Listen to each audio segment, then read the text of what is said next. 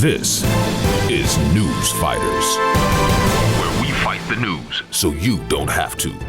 Hello everyone, welcome to Newsfighters for today, Monday, April 27, 2020. I'm your host, Dylan Behan. Now, breaking news just coming in. We're going to cross live to actor John Travolta, who has an important announcement. Hello everyone, I hope you're doing okay during this quarantine time. And my son, Ben, changed his TikTok name to Ben_Travolta, all small letters. So check it out if you care to. Yes, not sure how the economic markets will respond to this one. Thank you again, John Travolta.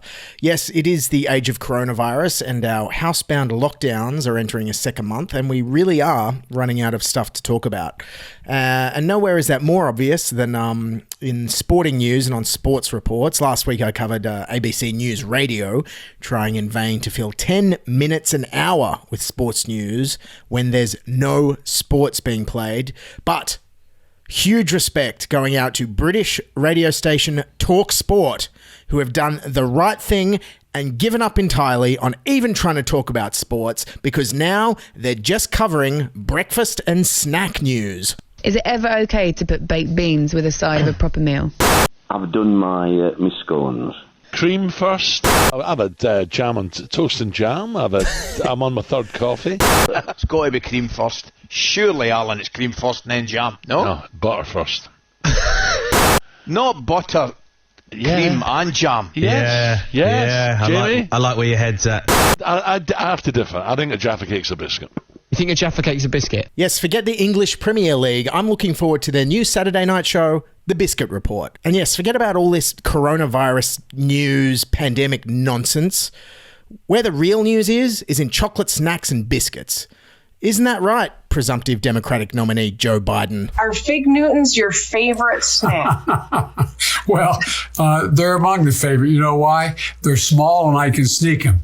Yes, and Biden is still losing in the betting markets to this guy. Bing, bing, bong, bong, bing, bing, bing. Bing, bing. Right, and then I see the disinfectant. Bing, bing, bing. No, I don't take responsibility at all. Also in world news, British Prime Minister Boris Johnson has recovered from the coronavirus, which comes as a huge relief to his kids.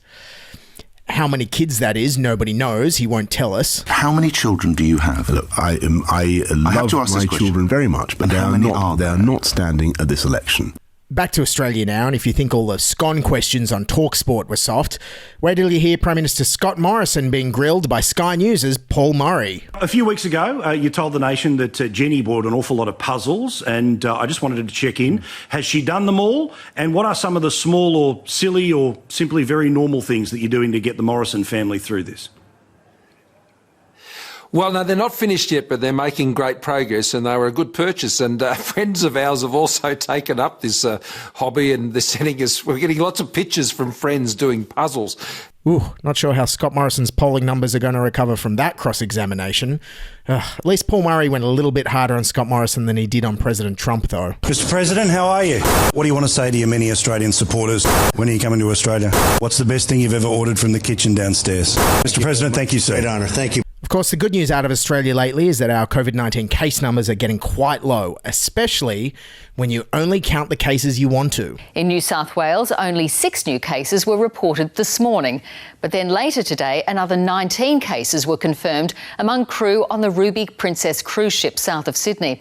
Because they're not on shore, they're not counted in Australia's numbers. What the hell? The boat is literally tied with a rope to our shore, but it's offshore? What is it with this government only counting the numbers it wants to? It's the same with carbon emissions. And you know why unemployment is so low? Because around 900,000 workers on temporary visas aren't covered either. Nothing else in life works like this. You don't turn up to AA and say, hey, it's been 10 years since my last drink.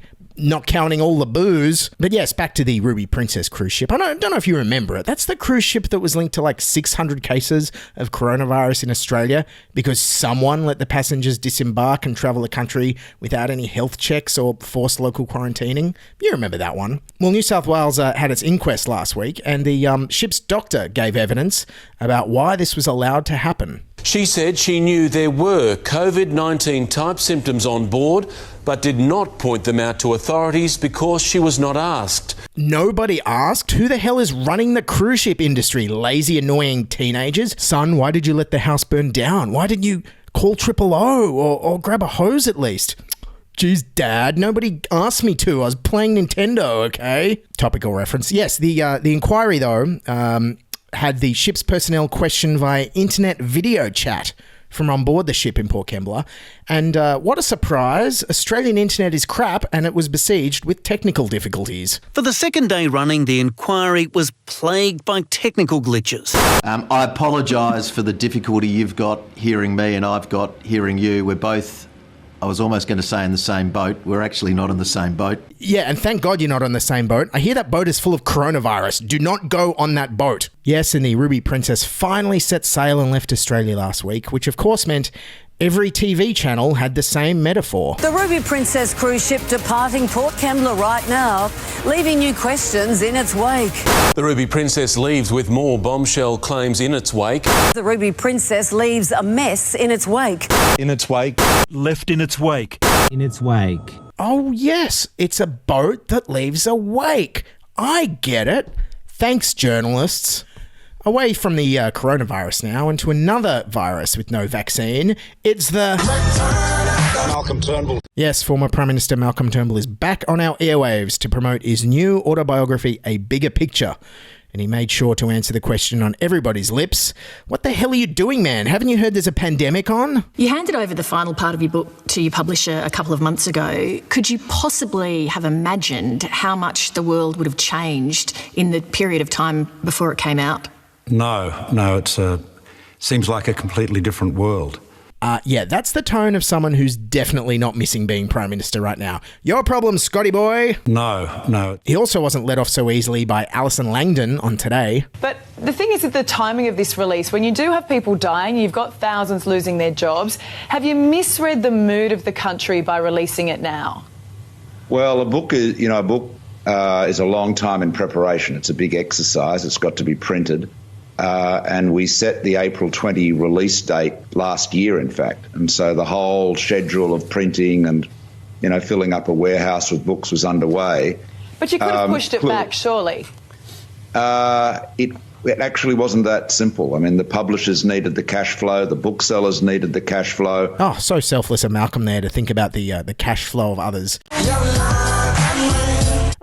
Malcolm still didn't seem to get what bad timing this was, though. And when would be a better time? Any other time, Malcolm. Literally any other time. This is not an ideal time. Obviously, a lot of, people are broke and unemployed and not sure how they're going to cover rent. Oh, wait, I think I'll just pop by Dimmicks and buy Malcolm Turnbull's new $55 book on my way to line up at Centrelink today. That'll be a good use of my time and money, said nobody ever.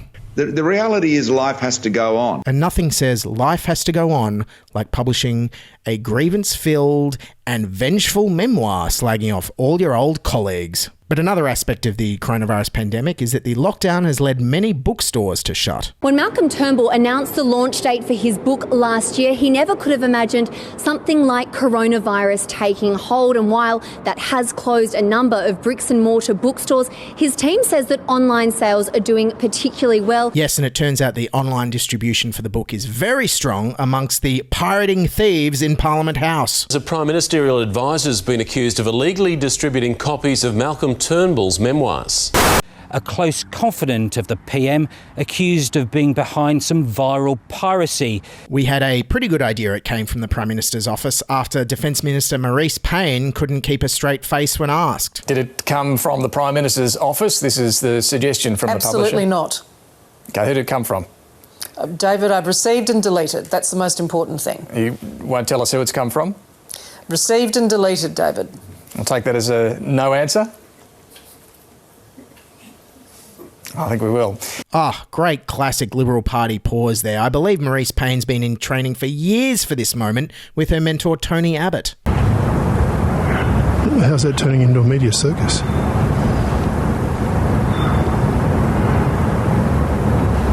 You're not saying anything, Tony. So all this e-book piracy could actually be illegal activity happening out of the Prime Minister's office. Well, I'm sure you and I know that the full force of the law is going to come down on them then. Accusing him of distributing pirated e-copies of the book in breach of copyright laws. I understand he's apologised. Mr Turnbull says the advisor admitted to sending it to 59 people, while the government has said he has apologised. Well, he apologised, so that wraps that up then. Imagine if that happened on CSI. Oh, we caught the murderer and he apologised. Well, that wraps up this case. Next time you break the law and get caught by the police, just apologise. Sorry, I was eating a kebab, officer. That'll work. So yes, Malcolm is using all the media attention to rebrand himself. For me, power without purpose is pointless. You know, I'm not somebody that has sought power or high office for its own sake. I'm an activist. I want to do things.